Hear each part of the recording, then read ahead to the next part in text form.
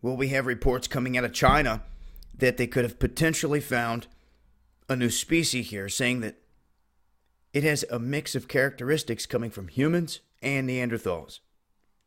They're saying around these skulls they discovered claws on necklaces, which they also state that Neanderthals beat us to creating jewelry and to basically having ceremonies for funerals when individuals would die.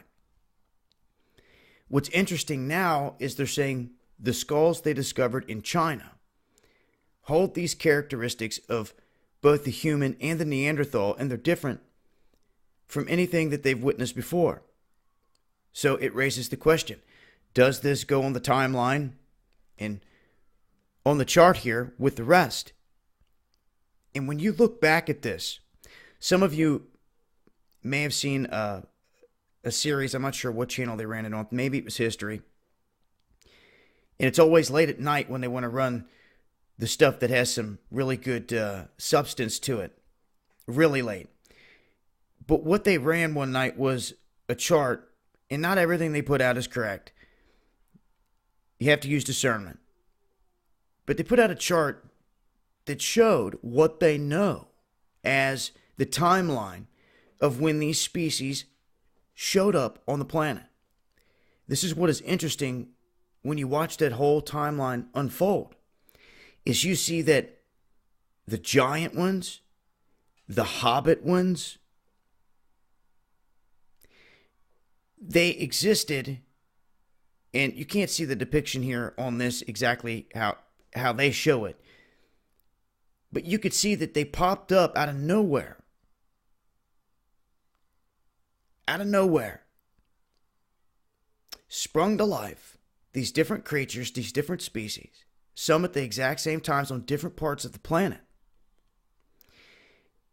and then just vanish. The new ones pop up out of nowhere.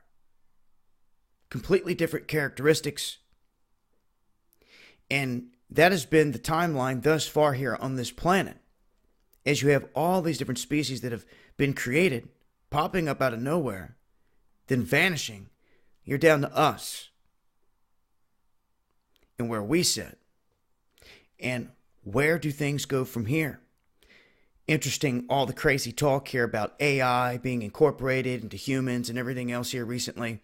Things to pay attention to, and where some of these greedy individuals will take this on this planet. And all the different scientific experiments out there as well going on that we've seen, creating some wild stuff. Anything can happen from here with what they create and let loose into the wild. And when we look back in time, especially at this new find, they say that took place in China.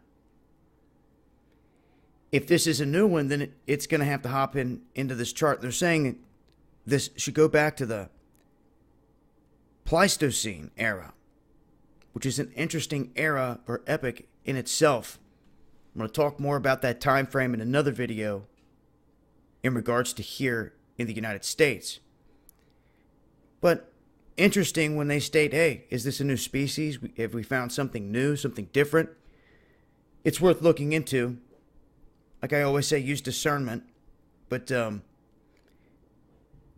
as they make these new findings, these charts continue to grow as they will fill in on the timeline here in certain places with a new look, a new form, a new shape from a different area.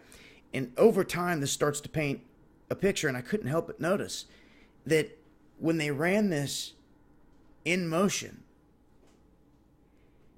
you could see all this different life popping up out of nowhere, like a seed was planted and then gone. And when it was gone, another one would pop up in a totally different area. It's very interesting when you look back at how things have unfolded. And nowhere in this whole process is there a defined chart or path that shows man going from Neanderthal or from a monkey to Neanderthal to a human, step by step, the whole transformation, meaning that we evolved No, these things weren't evolving from different things. These things were popping up as their own species across the planet and then fading out in history.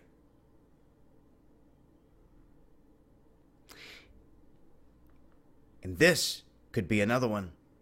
And that's interesting. I will leave links. Continue to update as I come across more.